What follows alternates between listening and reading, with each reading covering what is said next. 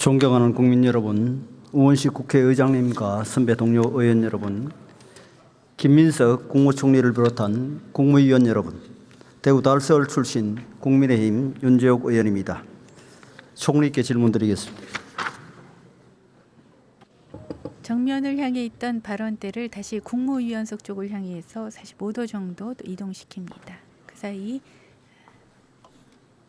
김민석 국무총리가 발언대로 나왔습니다. 총리님, 총리실 산하의 한국보건사회연구원이 발표한 2025 사회통합 실태진단 보고서를 보신 적이 있으십니까? 네. 네. 이 보고서에 따르면 가장 우리 사회의 심각한 갈등 원인으로 진보와 보수의 이념 갈등을 들고 있습니다. 또 오늘 국민통합위원회가 발표한 사회갈등 국민인식조사 결과에 따르면 역시 응답자의 92.4%가 보수 진보 갈등이 가장 심각하다고 인식하고 있는 것으로 파악되고 있습니다. 결국 사회통합과 국민통합에서 우리 정치의 영역이 가장 큰 문제라고 생각하는데 어떻게 생각하십니까? 네, 그렇게 생각합니다. 예. 그런데 최근 대통령의 SNS를 총리께서 보신 적이 있습니까? 예. 예. 근데 대통령께서 다주택자를 향해서 마귀에게 양심을 빼앗겼다고 비난하시기도 하고 야당 의원의 기사를 직접 공유하면서 지지자들에게 소위 공격 좌표를 찍고 있다고 합니다. 과거 대통령께서는 야당 대표 시절에 진영 대결을 부추기거나 갈등을 조장한 발언은 자중해야 한다. 대결이 아니라 화합과 통합으로 가야 한다는 말씀을 수차례 하셨습니다. 알고 계시죠? 예, 알고 있습니다. 그런데 지금 정부가 또 대통령께서 과거 본인께서 강조하셨던 대로 화합과 통합의 길로 지금 국정 운영을 하고 있다고 생각하십니까? 노력하고 있습니다. 다만 조금 전에 의원님께서 질문 주실 때 예시하신 그 SNS의 글을 조금 더 이렇게 찬찬히 읽어보시면 다주택자에게 그런 마귀다라고 표현하는 것이 아니라 다주택자의 눈물이 안타까운이라는 표현 속에는 사실은 그간 이러저러한 과정에서 마치 다주택자들의 문제를 오히려 더 부동산 해결 문제보다도 중하거나 안타까운 어떤 동정심으로 표현하는 그러한 어떤 여론을 만드는 부분들에 대한 비판을 하신 것이라는 것을 읽으실 수 있지 않나 싶습니다. 복잡하게 설명을 하고 제가 계시는데 쉽게 말씀드리면 네. 사실은 저것은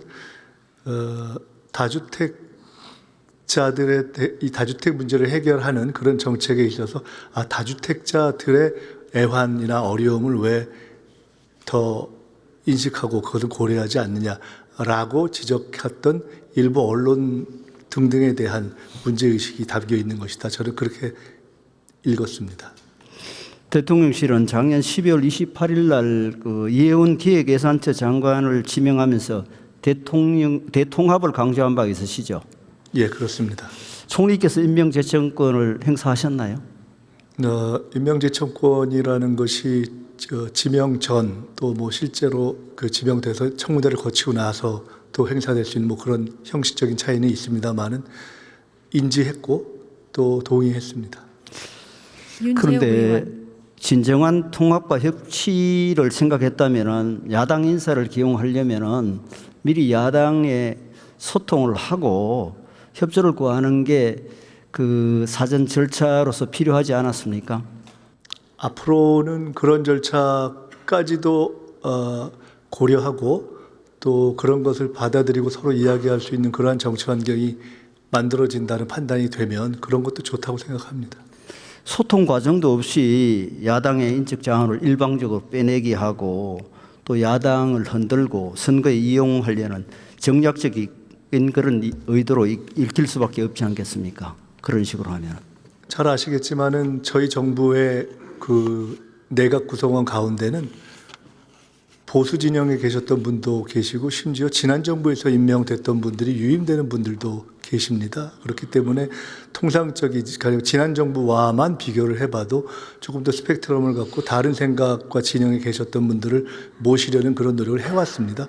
이번 기획예산처 장관 문제도 의원님께서 말씀하셨던 것처럼 아예 야당의 지도부와 서로 상의할 수 있는 환경이었다면 더 좋았겠지만은 그것은 뭐 안 된 점이 아쉽다 치더라도 일정하게 상당 기간 야당 내에서 활동해왔고 검증된 분이고 일정한 전문성이 있다고 생각해서 저희도 그렇게 활동의 기회를 드리려고 했는데 아쉽게 생각하고 있습니다.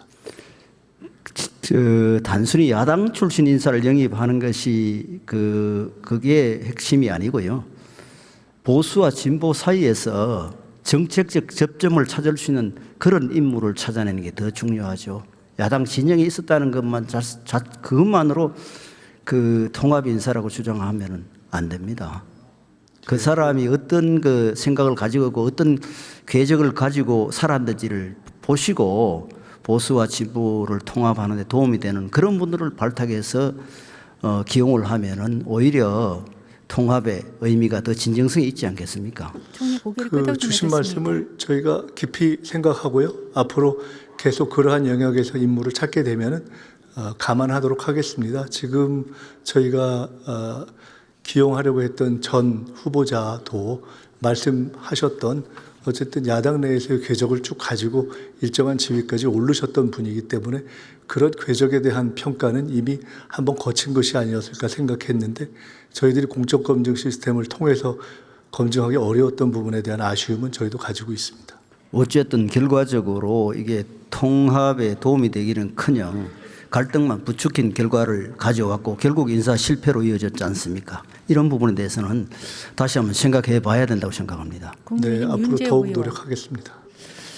총리께서는 지난 8일 당정협의회를 하면서 총리실 산하의 국무조정실에 부동산 감독원을 설치를 해서 조사와 수사를 체계화하고 투기와 불법을 건절하겠다고 말씀하셨죠. 예, 그렇습니다. 그래서 곧이어서 여당이 부동산 감독원 설치 법안을 발의했습니다. 이 법안 내용을 보면은 부동산 감독원이 영장 없이도 민감한 개인 정보를 특히 금융 정보를 들여다볼 수 있도록 하는 등 지나치게 과도한 권한을 부여하고 있다는 지적이 있는데 어떻게 생각하십니까? 네, 그런 지적이 있는 것을 알고 있습니다. 그런데 지금 현재 금융기관 등등의 그러니까 금융위원회 등등의 경우에도 아주 특별한 경우 그다음에 일정한 조건과 전제를 두고 그렇게 하는 경우가 있어서 이 해당 법에도 그러한 조건과 전제들을 달아서 하는 것으로 생각하고 있습니다. 행정조사를 하면서 영장도 없이 개인의 계좌 이체 내역, 대출 정보, 담보물 내역까지 실시간으로 들여다본다는 그런 생각 자체가 지금 정부가 특히 인권이나 민주적 기본 질서를 중시하는 정부인데 거기에 부합하다고 생각하십니까? 말씀드렸듯이 현재까지 금융이라든가 등등 관련한 조사의 경우에서 저희들이 행해왔던 또는 역대 정부에 상관없이 진행되었던 부분의 정도를 넘는 것을 생각하고 있지는 않습니다. 그런 선에서 저희들이 이 복합적인 조사와 수사의 필요성에 한해서 일정한 권한을 주려고 하고 있습니다. 정부에서 지금 부동산 문제 대응하는 방식이 좀 우려스럽습니다. 아니 대통령께서 도지사 하시면서 계곡 불법 영업 단속하듯이 공권력으로 밀어붙여서 부동산 문제를 해결하려고 하는 것은 아닌지 걱정이 됩니다. 아니 계곡 불법 영업 단속하고 부동산 문제가 같은 방식으로 대응해야 될 문제라고 생각하십니까?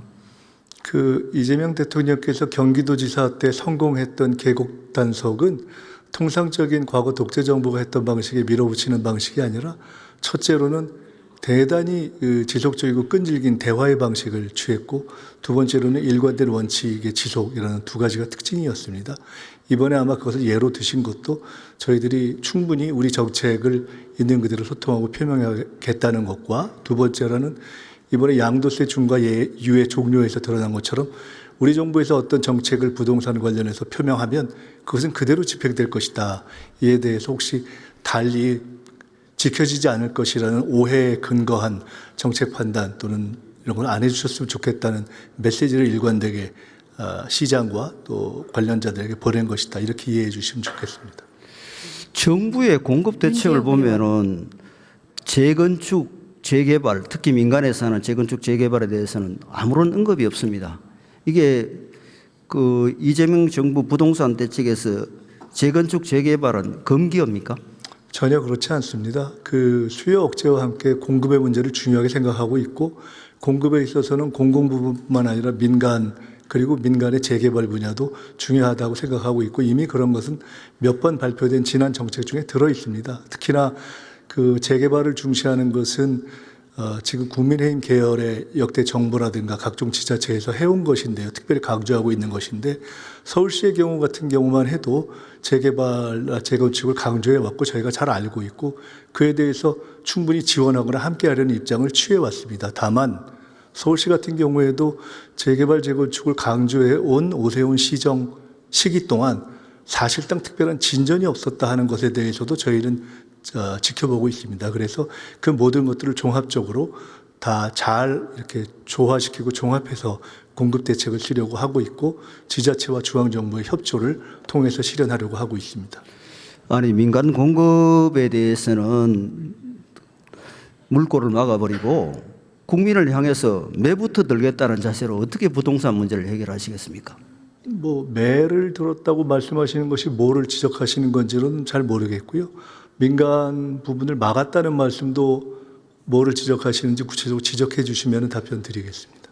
아니 지금 부동산 감독원 설치해 가지고 정보를 들여다보고 이거 문재인 정부 때도 시도를 하다가 결국은 인권 침해라는 이런 반발에 무디쳐서 포기한 거 아닙니까? 근데 이 정부에서 굳이 또 문재인 정부에서 실패한 감독기관을 만들어서 그 수사권 가져가는 통제기관을 만들겠다 하는 게 국민들 입장에서 납득이 되겠습니까? 저희가 이 정부 들어서 증시와 관련한 불공정 거래 등에 대한 조사를 철저하게 하는 단위를 설치했고 그것이 보시는 것처럼 지금 증시의 공정성에 대한 어떤 확산을 통해서 우리 증시가 활성화되는 데 도움을 주고 있습니다. 부동산 부분도 마찬가지일 것이라고 보고 부동산 시장을 정상화하면서 불공정 거래라든가 불법 사기에 대해서 엄격하게 대처하는 정책의 일관성과 의지를 보이는 것이 부동산의 정상화에 도움이 될 것이다 이렇게 생각하고 있습니다. 지금 정부가 부동산 감독원 신설을 졸속으로 밀어붙이는 것과 관련해서 부동산 문제에 대한 뾰족한 대책을 내놓지도 못하면서 그 책임을 국민에게 돌리려는 처사라는 지적에 대해서 유념해 주시기 바랍니다. 그 부동산 감독원이 일반 국민에게 없는 죄를 만들어서 묻는 그러한 포괄적 기관이 아니고 불공정한 거래나 문제가 있을 때 그것을 잘 조사해서 시장을 정상화하는 것이기 때문에 일반 국민들이 그로 인해서 뭐 두려움을 가지시거나 이럴 일은 없을 것이라고 생각합니다. 그러나 국민들 입장에서는 또 하나의 사찰기구로 생각할 수 있다는 점을 유념해 주시기 바랍니다. 총님 들어가십시오. 예. 국민의힘 윤재욱 의원의 고용노동부 질의입니다. 장관 나와주십시오. 국무총리 들어가고 다음 답변자 고용노동부 장관이 발언석으로 나오고 있는 중입니다. 김영훈 고용노동부 장관.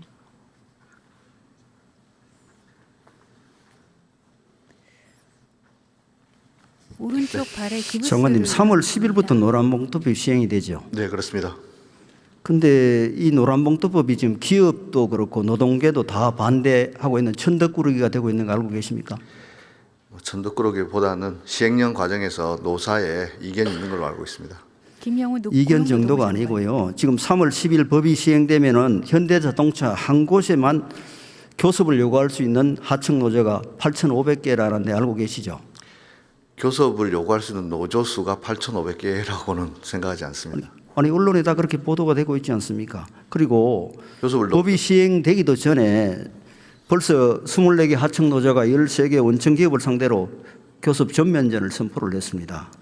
또 언론에 따르면은 민주노총은 노란봉투법 시행일인 3월 10일에 맞춰서 일제히 원청 교섭을 요구하고 거부하면은 부당 노동행위 고발로 압박하겠다는 계획을 세우고 있다고 합니다. 또 장관께서는 지난 8월 중소기업 중앙회에 가셔서 법 시행까지 6개월 동안 구체적인 매뉴얼을 마련해서 불확실을 해소하겠다고 말씀하셨죠. 네, 그렇습니다. 그 어떻게 지금 불확실이 해소됐습니까? 저희들이 20차례 이상 기업하고 간담회도 하고 노동계하고도 20차례 이상 간담회 하면서 여러 가지 소통하고 있습니다. 김영은 고용노동부 그런데 경총에서 작년 12월에 5천억 의원. 이상 주요 기업 100개 기업을 상대로 조사를 해보니까 이 실질적 지배라는 개념이 모호해서 이 기업 77%가 법적 갈등 때문에 상당히 걱정하고 있다는 조사 결과가 나와 있습니다. 그리고 정부가 발표한 지침이 너무 애매하고 법적 구속력이 없어서 결국은 법원의 판단을 받아야 한다는 그런 입장에서 줄소송을 지금 걱정하고 있습니다. 그리고 이런 상황에서 장관님, 기업에서는 지금 물건 만들지 말고 노조하고 소송하고 협상하는데 지금 거기에 지금 매달려야 할 입장이라고 호소를 하고 있는 겁니다. 그리고 어떤 일이냐면 중대재해처벌법은 지금 원청에게 하청 직원의 안전사고 예방을 위해 적극적으로 개입하라고 그렇게 하고 있죠. 네, 그렇습니다. 그런데 노란봉투법 해석 지침을 보면은 이러한 안전통제 행위를 사용자성 인정 근거로 지금 삼도록 하고 있습니다. 그러면은 중대재해처벌법을 준수하기 위하면은 노란봉투법에 따라 수천 개 하청 노조와 의무 교섭을 해야 되고 노란봉투법 적용을 회피하려면 중대재해처벌법을 지키지 않아서 처벌받게 되는 그런 정말로 오도 가도 못하는 기업이 지금 외통수에 지금 놓여 있는데 이 부분은 어떻게 생각하십니까? 예, 의원님 말씀하신 것처럼 기업은 이 노란봉투법, 즉 노조법 개정에 대해서 어려워하시는 것은 사실입니다. 하지만은 수천 개 노조랑 교섭한다는 것은 지금 현재 안타깝게도 우리나라 노조 조직률을 보면요, 30인 미만에 있어서는 노조 조직률이 0.1%입니다.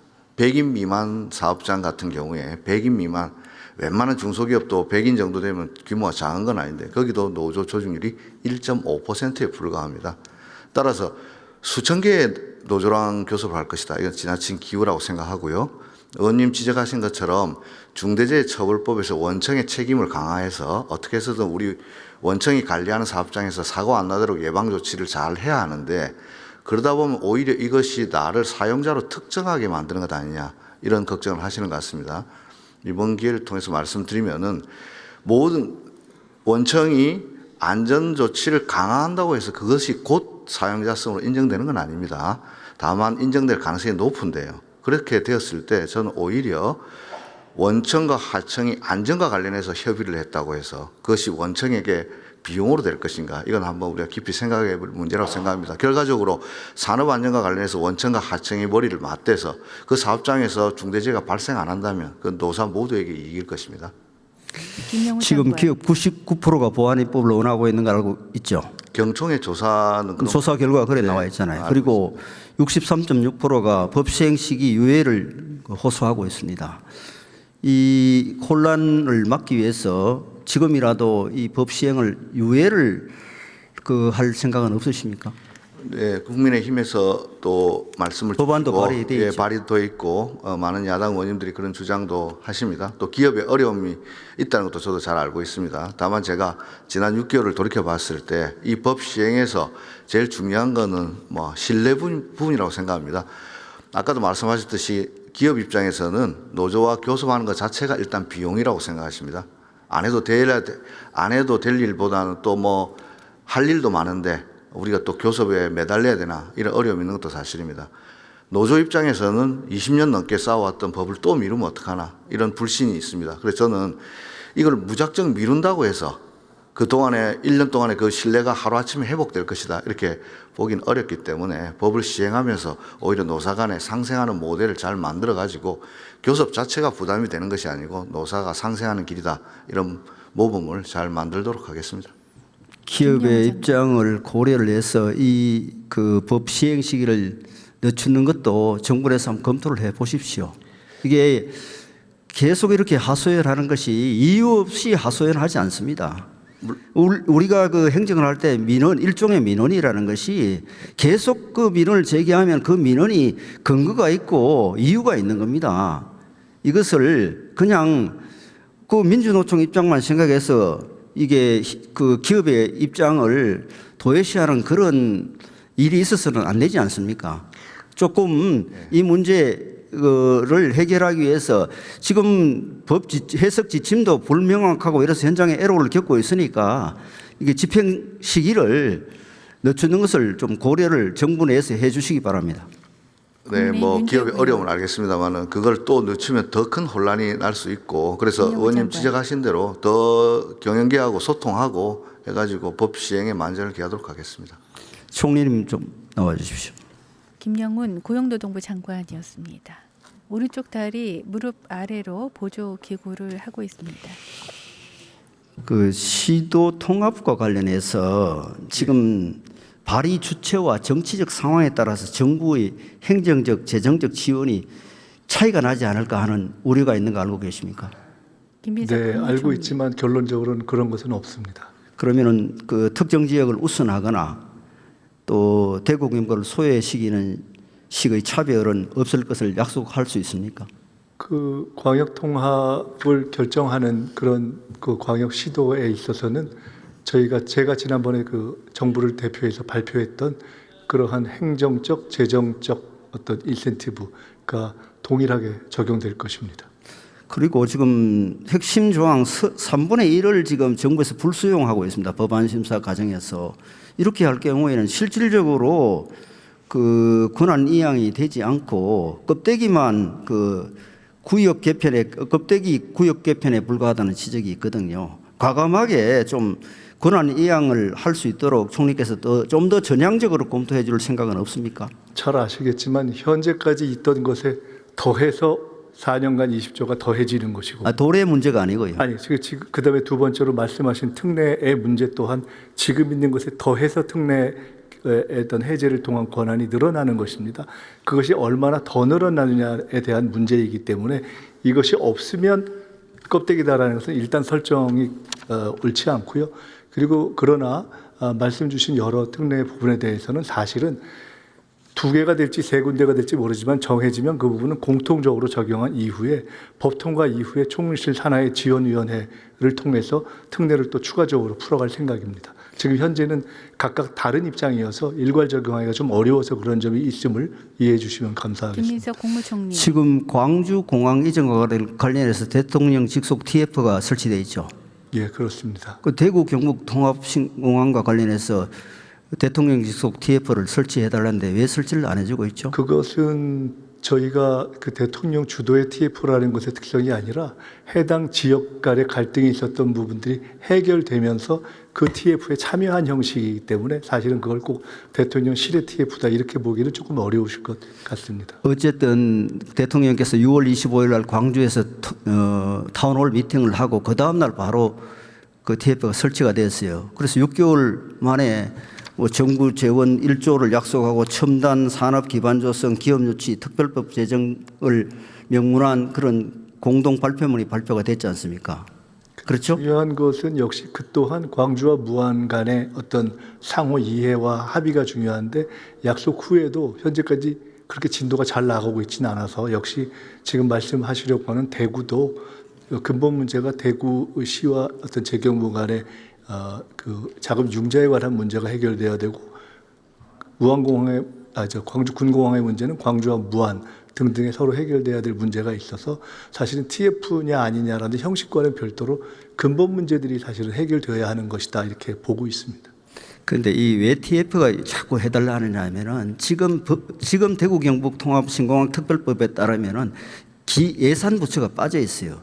지금 재정 문제 때문에 한 발짝도 못 나고 있는데 예산 부처가 빠져 있으니까 통합 TF를 만들어 달라고 이렇게 지금 호소를 하고 있는데 계속 지금 마이동풍이에요. 그 통합 TF 문제와는 별도로 지금 이게 예산과 관련해서 같이 의논을 해야 된다는 점을 지적하시는 것이라면 그 대구 군공항과 관련해서 지금 현재까지는 재경부와 대구시가 논의를 하고 있을 텐데 필요하다면 뭐 협의를 하는데 기획예산처가 같이 논의하는 게 필요하다면 그렇게 하는 것을 저희가 한번 이렇게 주선해 보겠습니다. 아니 대통령께서는 타운홀 미팅하면서 검토하시겠다고 말씀하시고 또 정부 그 예산안 부대 의결에도 지원한다고 돼 있는데도 지금 꼼짝도 안 하고 있어요. 정부가 말만 하지 재정 지원 의지가 없는 거예요.